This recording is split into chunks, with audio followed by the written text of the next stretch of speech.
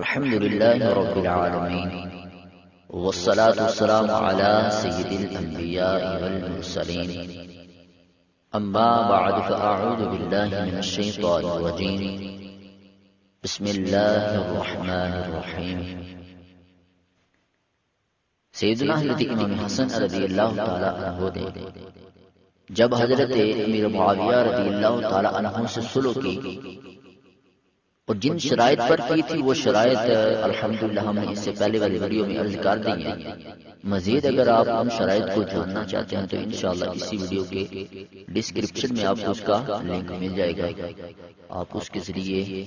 وہ شرائط کو جان سکتے ہیں. تو روافض حضرات ان شرائط میں سے جس شرط پر زیادہ تر اعتراض کرتے ہیں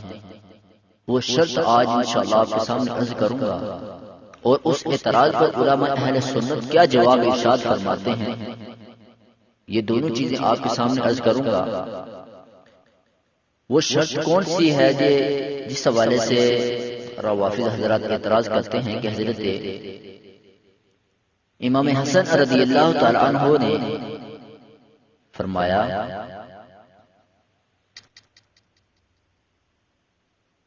کہ تمہیں اپنے بعد کسی سے اس معاملہ میں عہد نہیں لینا ہوگا بلکہ مسلمان باہمی مشاورت سے کسی کو خلیفہ بنائیں گے. یعنی کہ حضرت امام حسن رضی اللہ تعالی عنہ نے صلح نامہ میں ایک شرط یہ بھی رکھی تھی کہ اے معاویہ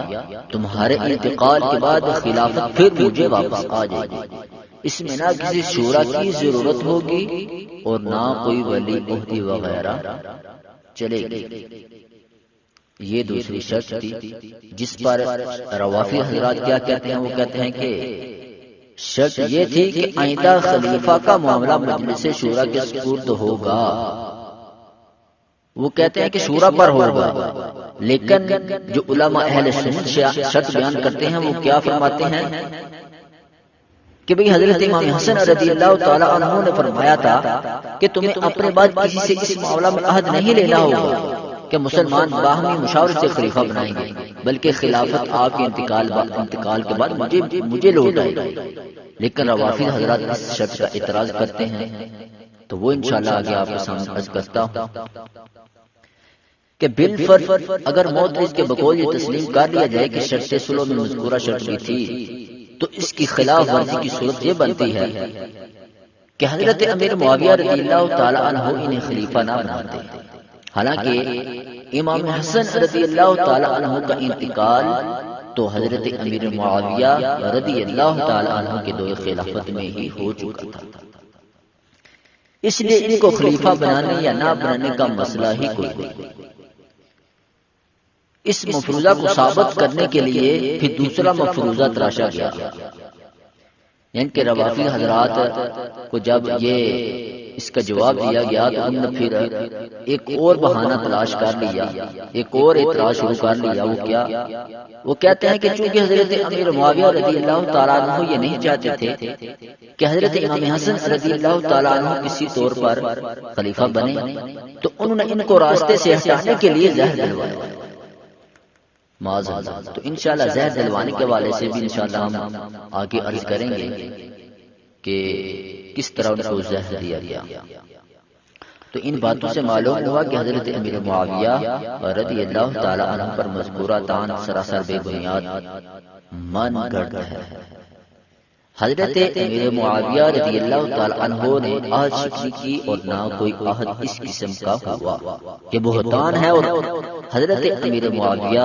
رضی اللہ تعالی عنہ اس سے بری ہے. اور اس کے بعد اس شرط پر جو اعتراض کیا جاتا ہے وہ کہتے ہیں کہ شرط یہ تھی, وہ آپ کے سامنے عرض کرتا ہوں, اور ان کا جو اعتراض ہے وہ آپ کے سامنے عرض کرتا ہوں. وہ کیا اعتراض کرتے ہیں؟ روافض حضرات کہتے ہیں کہ حضرت امیر معاویہ رضی اللہ تعالی عنہ نے اس شرط کی خلاف ورزی کی کہ وہ اپنے بعد مسئلہ خلافت شورا پر چھوڑ دیں گے. کیسے انہوں نے خلاف ورزی کی کہ کتب شیعہ میں حضرت امام حسن رضی اللہ تعالی عنہ اور حضرت امیر معاویہ رضی اللہ تعالی عنہ کے مابین صلح نامہ کے شرائط میں سے ایک شرط یہ بھی مذکور ہے کہ حضرت امیر معاویہ رضی اللہ تعالی عنہ اپنے بعد خلافت کا معاملہ مجلس شورا پر چھوڑ دیں گے، لیکن تم نے اس شرط کو پس پشت ڈال دیا اور اپنی زندگی میں ہی یزید کو ولی عہد بنا دیا۔ یہ وہ اعتراض کرتے ہیں۔ اس اعتراض پر علماء اہل سنت کیا فرماتے ہیں؟ تعان مذکورہ میں حضرت امام حسن اور حضرت امیر معاویہ رضی اللہ تعالی عنہما کے مابین طے پائی جانے والی شرائط میں سے جس شرط کا ذکر کیا گیا، اہل سنت کی مشہور کتب تاریخ میں سرے سے ہی اس کا کوئی ذکر ہی نہیں۔ تاریخ تبری، البدایہ و نہایہ اور کامل ابن اثیر میں اس کام کی کوئی شرط نہیں۔ رہا یہ کہ معترض نے کامل ابن کثیر کا بما جلد اور صفا جو حوالہ نقل کیا، یعنی کہ یہ کوئی بھی اگر روافی حضرات ہیں، کوئی بھی اگر وہ کہیں کہ بھئی آپ نے یہ شرائط کا جو اعتراض ہے روافی کا وہ بیان تو کر دیا، لیکن اس کا حوالہ آپ نے نہیں بیان کیا، تو اگر آپ میں سے کسی کو اعتراض جو میں ابھی آپ کے سامنے عرض کر رہا ہوں تو اس کا اگر حوالہ چاہیے تو آپ کمنٹ میں مجھے میسج کریں، انشاءاللہ اس کمنٹ میں آپ کو حوالہ میں آپ کو سینڈ کر دوں گا۔ رہا یہ کہ معترض نے کامل ابن کثیر کا بما جلد و صفا جو حوالہ نقل کیا ہے تو وہ خود ساختہ ہے، کامل ابن کثیر میں تلاش کرنے پر نہ مل سکا، سبب تلاش کرنے پر نہ مل سکا، جب اس شرط کا اس کتاب میں وجود ہی نہیں تو پھر اس سے آج شکنی اور بد عہدی کا سوال ہی پیدا نہیں ہوتا کہ حضرت امیر معاویہ رضی اللہ تعالیٰ عنہ اپنے بعد خلافت کا معاملہ شورا پر چھوڑ دیں گے۔ کیا ایسا کرنا، یعنی کہ علماء اہل سنت فرما رہے ہیں کہ اب روافض حضرات بتائیں کہ کیا ایسا کرنا شیعہ عقیدہ کی روح سے درست ہے؟ اگر جواب یہ ہو کہ ایسا کرنا صحیح نہیں، کیونکہ تمہارے نزدیک امامت اور خلافت اصول دین میں سے ہونے کی وجہ سے منصوص من اللہ ہوتی ہے، یعنی کہ یہ خلافت اللہ عز و جل کی طرف سے ہوتی ہے، تو شورا کی ثواب عدیدہ پر اسے چھوڑا نہیں جا سکتا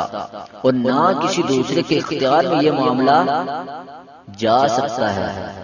تو پھر شورا کے سپرد نہ کرنے سے حضرت امیر معاویہ رضی اللہ تعالی عنہ پر کون سا الزام آ گیا کہ انہوں نے حضرت امام حسن رضی اللہ تعالی عنہ کی مخالفت کی؟ اس سے بڑھ کر ایک اور خرابی، بلکہ حضرت امام حسن رضی اللہ تعالی عنہ کی ذات پر شدید اعتراض کہ انہوں نے تمہارے عقیدے امامت اور خلافت کے مطابق امر خلافت اور امامت کو شورا کے سپرد کیا کہ منصوص من اللہ ہونے کا عملی طور پر انکار کر دیا۔ اب بتلاؤ کہ امام حسن رضی اللہ تعالیٰ عنہ کو اس میں انکار پر کیا کہو گے؟ اگر وہ درست ہیں تمہارا عقیدہ غلط، اور اگر وہ غلطی پر ہیں تو ان کی امامت کیسے ہوگی؟ یہ اس صورت میں ہی ہوگا کہ تم اس کو درست تسلیم کر لو کہ واقعی یہ شرط تھی۔ تو معلوم ہوا کہ شرط مذکورہ کسی طور پر بھی درست نہیں۔ رہا یہ پہلو کہ حضرت امیر معاویہ رضی اللہ تعالی عنہ نے ولی عہد کیوں مقرر کیا؟ ایسا کرنا درست نہ تھا اور اسلام اس کی اجازت نہ تھی، یہ اعتراض کرتے ہیں۔ تو اس اعتراض پر علماء اہل سنت کیا فرماتے ہیں؟ تو اس کا جواب یہ ہے کہ اگر ولی عہد امیر معاویہ رضی اللہ تعالیٰ عنہ کے لیے باعث الزام ہے تو یہی بات حضرت علی رضی اللہ تعالیٰ عنہ سے بھی ہوئی۔ آپ نے حضرت امام حسن رضی اللہ تعالیٰ عنہ کو ولی عہد مقرر کیا اور اس کی تائید تصدیق تمہاری کتابیں بھی کرتی ہیں۔ تو حضرت علی رضی اللہ تعالیٰ عنہ خلافت کی وصیت حضرت امام حسن رضی اللہ تعالیٰ عنہ کو فرمائی اور امر خلافت کی چادر انہیں اڑائی۔ تو ذرا دل تھام کر بتلائیے کہ حضرت علی رضی اللہ تعالیٰ عنہ نے بھی وہی کیا جو حضرت امیر معاویہ رضی اللہ تعالیٰ عنہ نے کیا، تو ایک ہی فعل ایک کے لیے باعث تان و الزام ٹھہرے اور دوسرے کے لیے وہی باعث فخر و ثواب بن جائے۔ تو یہ علماء اہل سنت اس اعتراض کا جواب دیتے ہیں. تو اس پر علماء اہل سنت اس کا جواب ایک اور ارشاد فرماتے ہیں، وہ بھی میں آپ کے سامنے عرض کرتا ہوں کہ حضرت امیر معاویہ رضی اللہ تعالیٰ عنہ کے بارے میں آتا ہے کہ آپ تقریباً 10 لاکھ دینار سالانہ حضرت امام حسن رضی اللہ تعالیٰ عنہ کی خدمت میں ارسال کیا کرتے تھے اور دیگر اجناس کے تحائف بھی دیا کرتے تھے.